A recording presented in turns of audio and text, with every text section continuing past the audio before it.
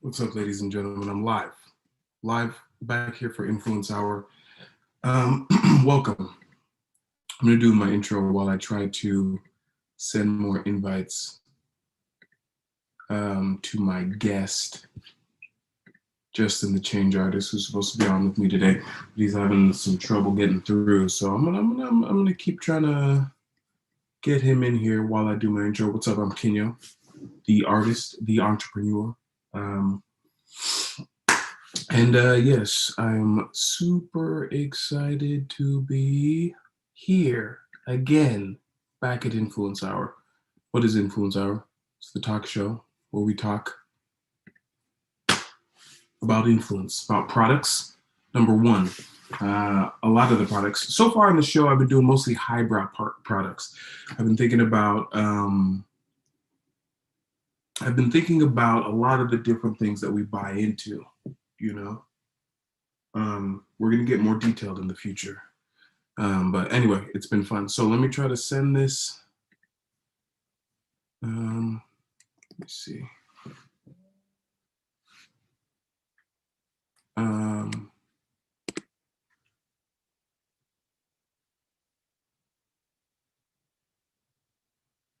Send this link. You can find me at www.kinyo.org.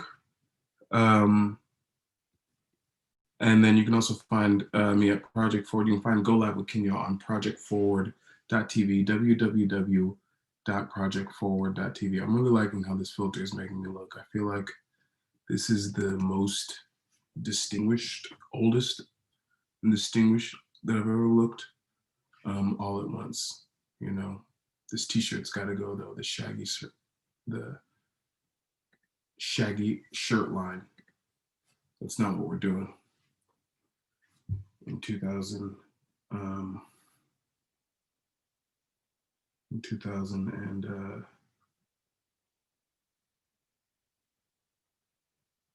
whatchamacallit, 2021. You might say to yourself, why did it take him so long to say the year? Because I'm texting.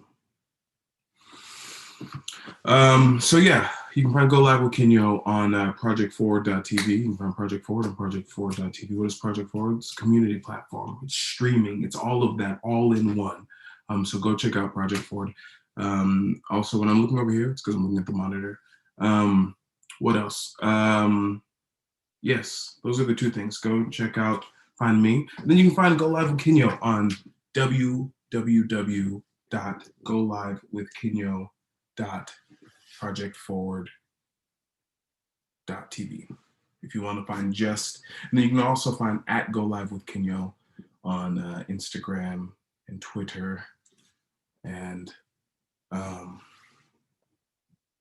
those types of things. So the name of this episode is Thought, which is appropriate because I've been thinking a lot about thought. And I want to think about thought right now specifically as a product that we use. As a poet, I believe that that's what I sell. It's what I buy and sell. I believe I buy good thoughts by paying attention to them, meditating on them. I sell them by cutting them up, dicing them up, putting them into poems, serving those on a dish of a poetry book, publishing it.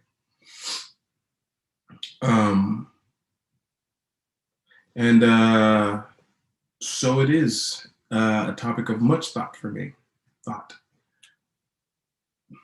The thoughts that we buy into are fascinating. I think as a society, we have a way of, right now more than ever, buying into thoughts that are bought into.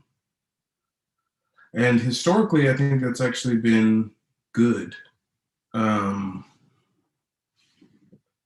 Ask him if that link works. Does that link work? Historically, that's actually been good for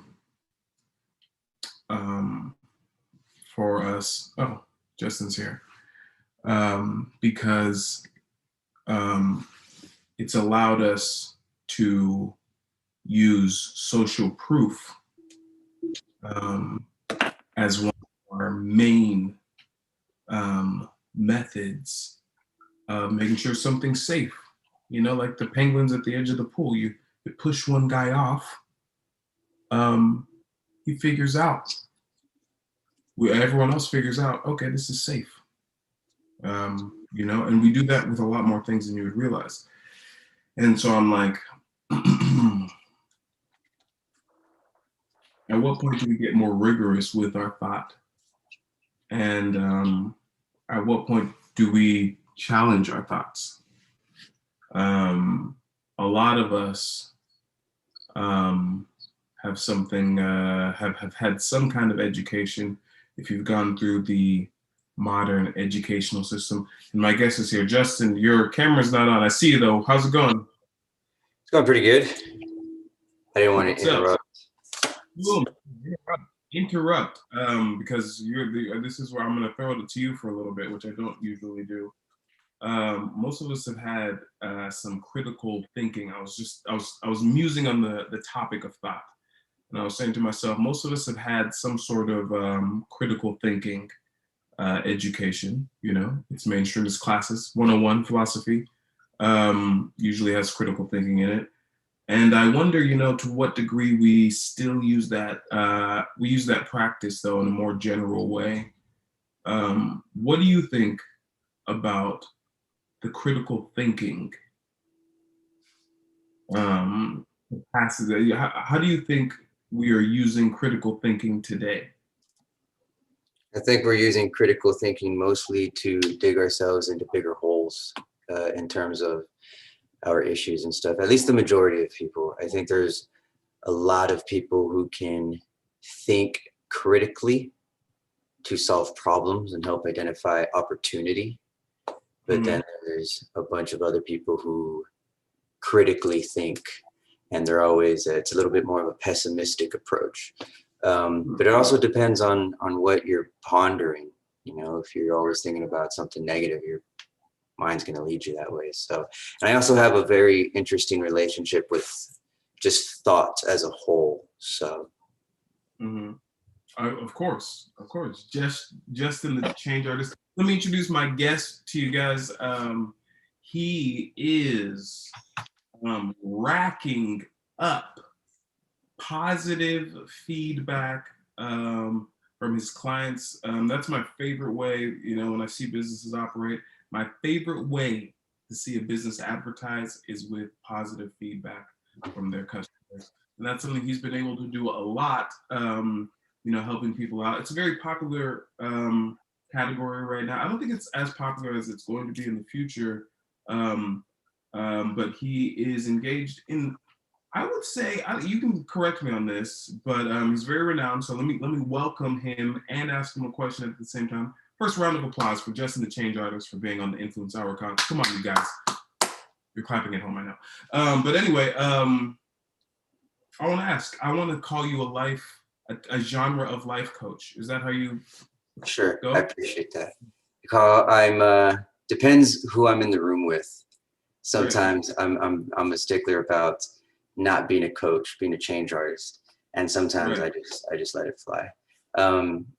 But I just like making the distinction between the different approaches, you know, and I think it's a good way to open up the conversation to how I work differently, not just how I work. Yeah, and you know what's so cool about that, and that's perfect for the name of this show, is thought, because I wonder, you know, how much of that is, you know, helping people navigate a thought at a time where they're not equipped maybe to handle thinking about something. Because, you know, I don't necessarily do life coaching, but, you know, I do consultations of types with different people.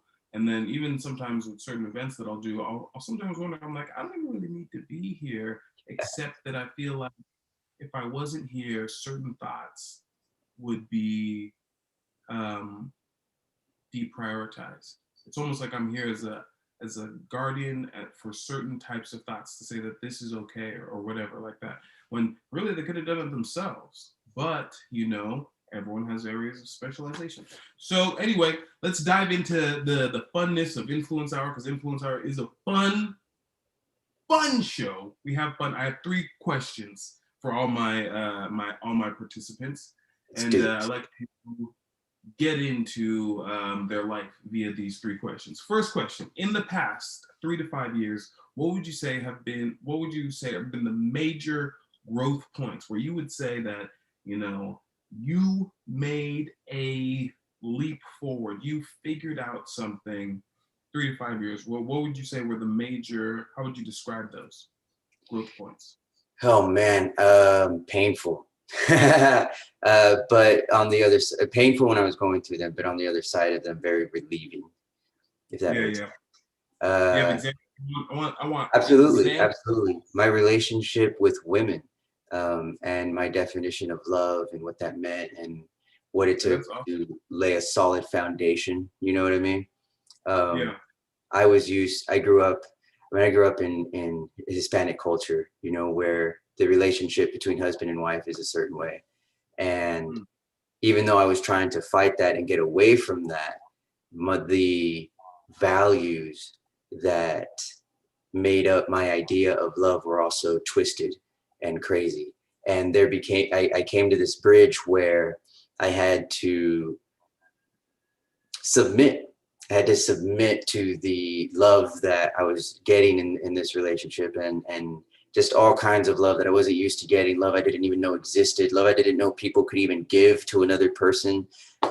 And so there was this moment that really seemed like submission. And being a Marine is like, well, I don't retreat or surrender. What is this? No, we will not do this, and I will not do that. And it was for me a big leap forward because it opened up my eyes to an entire new world of awesomeness. And so that would probably be one of my big growth points is my relationship, not just women, but with love in this world. Sometimes too much goodness can scare a person, right? And I feel real lucky to have jumped onto the other side of that, where I'm not afraid of something uh, too good happening to me or for me. I accept it with open arms. And I don't know if Right. that answers your question, but No, that does. That's super. I'm quiet because I'm like, that is deep. I don't think I've ever had anyone say that they, really just talk about the fact that they had to grow to accept love, or even anyone talk about love so far. So you've broached that. Okay, you've made the whole show soft. I try to come on the show very hard and hard hitting, but now I'm just like, well, yeah, it is all about love, man. Mhm. Jeez. Okay, well, let's question number 2.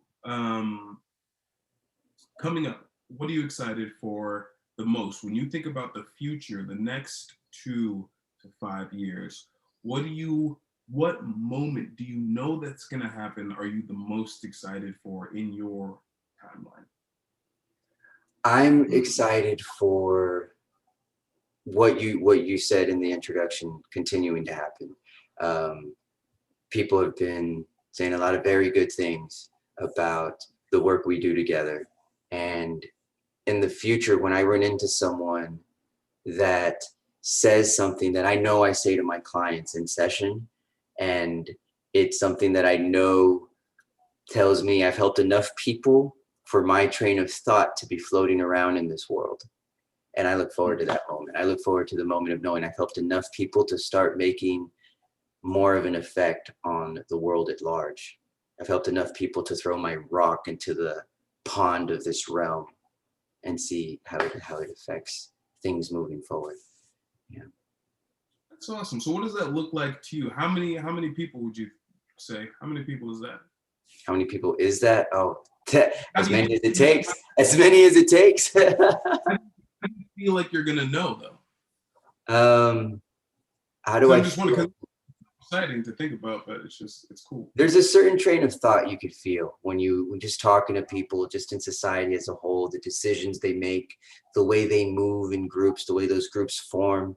You can just get a vibe for the place you're in. It's why people love visiting certain states. All of that makes up the vibe around you, and I just want to open people's minds to more of what's possible, Mhm. and what it You takes want to. to walk outside. You want to Mhm. walk outside and see someone smiling like across the street and be like, that's partly because of me. Exactly. Exactly. Oh, that is macro super duper ambitions. At that level, we're gonna, and you know what? I think that's so awesome because it makes me imagine, as an architect and like a media person, it's like, okay, what would go down to make someone do that? And you're already so involved in so much production as well, and getting that stuff out there. And you have your podcast, I know, with Janie Terrazas, and where my mind went immediately is like a Mr. Rogers type thing. For obviously, first of all, let me buttress that by saying, or reinforce that by saying, Mr. Rogers is probably one of my number one icons of all time.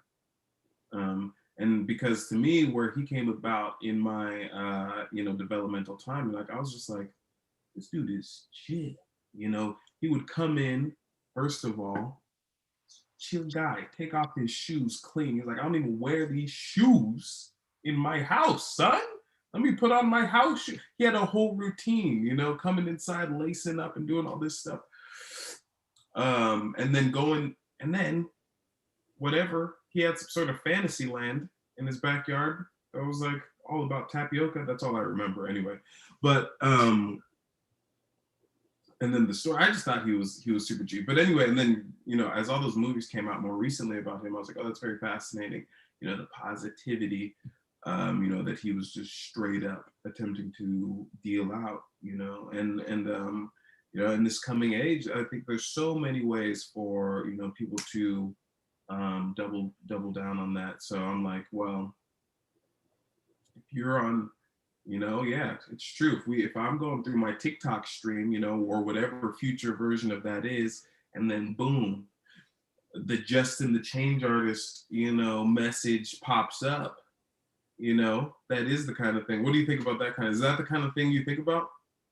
Uh, Or what do you think about, like, how are you reaching these people in this volume?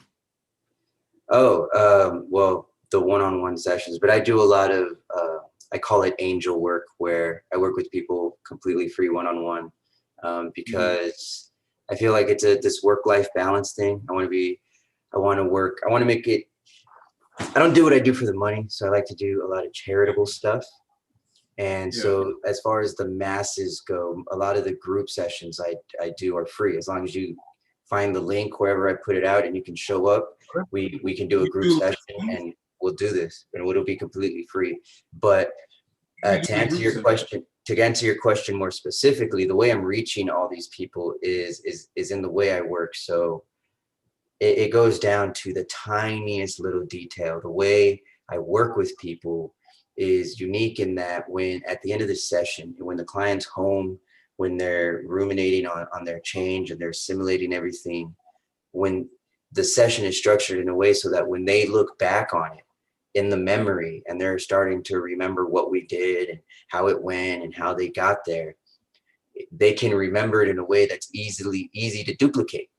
They can do what we did in the session because it was fun, it was memorable, it was an experience for them, right.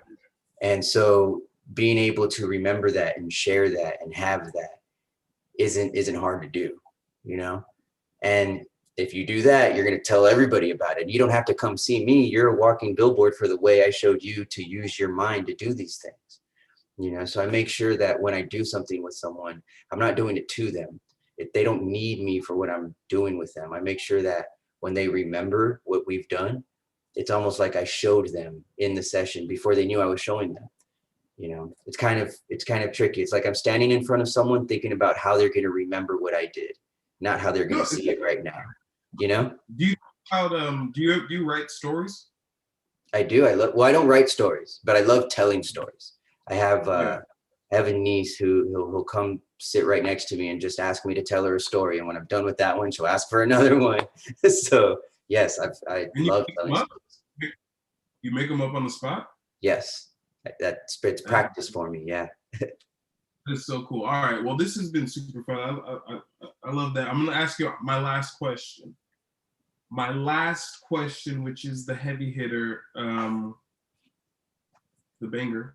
the exciting one of the show. What is your favorite product that you've purchased in the last 24 hours? Boom. This one Well, right here for substance. And here's the you, thing.